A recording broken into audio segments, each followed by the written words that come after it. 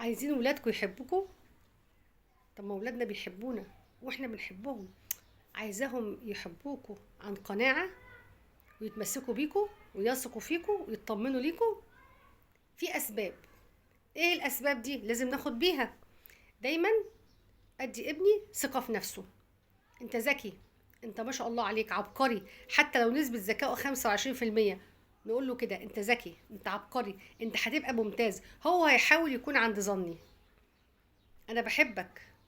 دايما احضنهم واطبطب عليهم: انا بحبك، انت، انا فخوره بيك، انت طفل جميل.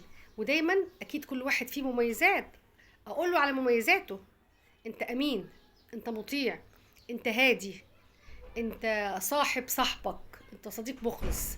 اطلع المميزات اللي فيه واقولها له. نعزز ثقته بنفسه، نخليه يحب نفسه ويحب شخصيته. ما انبوش ولا عاقبه، ما اشتموش. الحاجات دي خلي بالكوا كرباج.